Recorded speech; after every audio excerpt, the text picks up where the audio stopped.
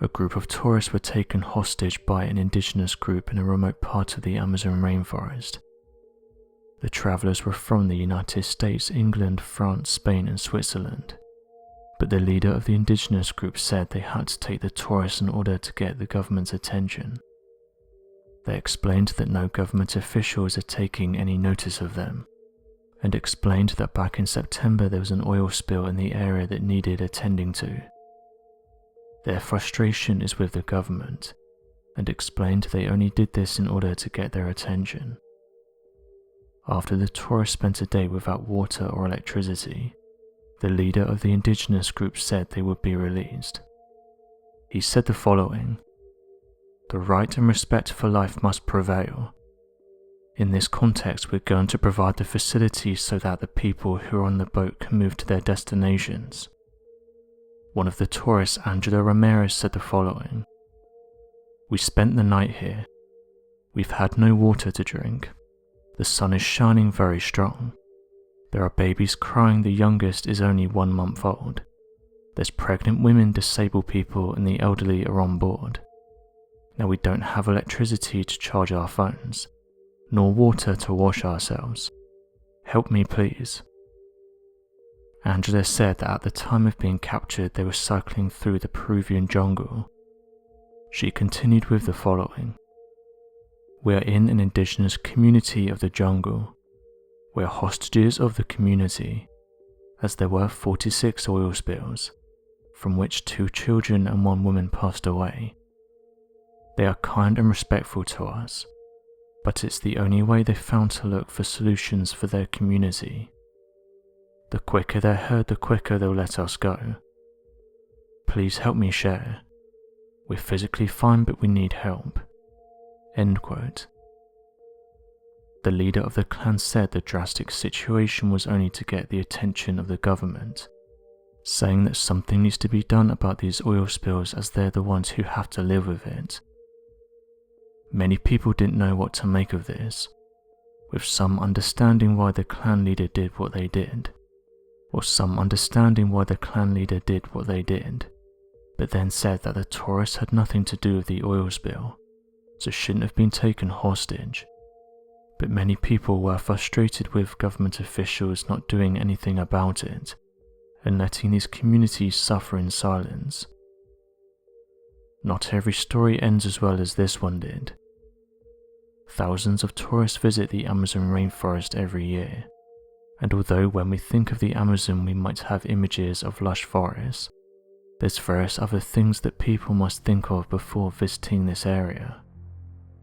It's suggested that you get a guide, as they can tell you the areas you should visit and the areas you should stay away from.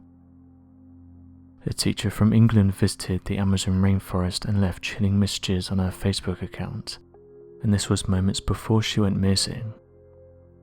It was only in the days following her disappearance that the authorities would learn the truth about what had happened. Emma Kelty was 43 when she disappeared in the Amazon rainforest. Shortly before she went missing, she left the following messages on her Facebook account: "So in or near Kauai, I will have my boat stolen and I'll be killed." End quote. Shortly after this, it's been revealed that she thought she was in the clear, but it turned out that she was heading into an area known for pirate attacks and also traffickers. She then said the following: "Got through town no problem and just took a sigh of relief, and then turned the corner and found 50 guys in motorboats with arrows. My face must have been a picture. Okay, 30 guys either way, that's a lot of folks in one area in boats with arrows and rifles. At 1 AM, such a dramatic change in one day, but such is the river.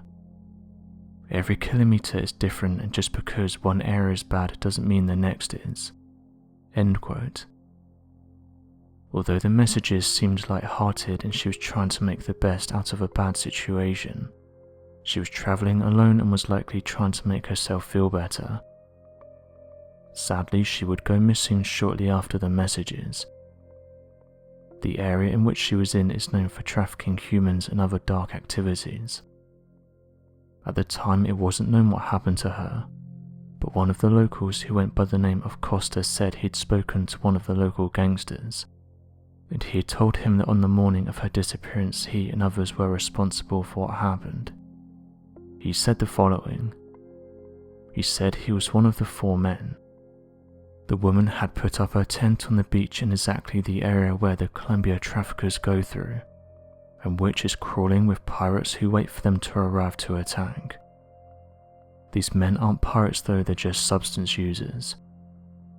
We are all shocked that these men from our community did such a terrible thing to this woman.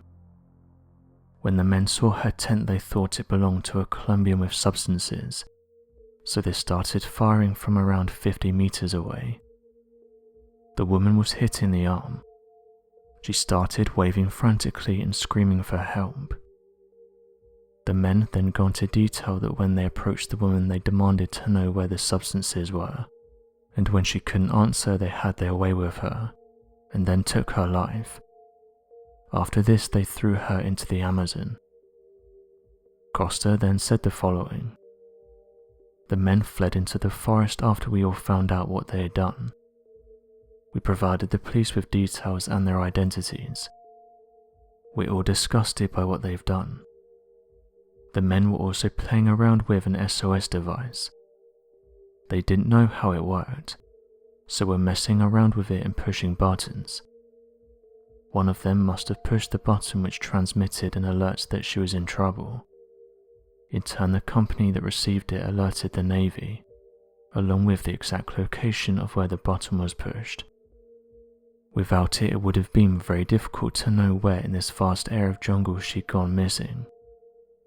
It would have probably remained an unsolved mystery, and they would have likely never been brought to justice. The place she disappeared in is a very complicated area. It's difficult to access and there's no telephones or mobile signals.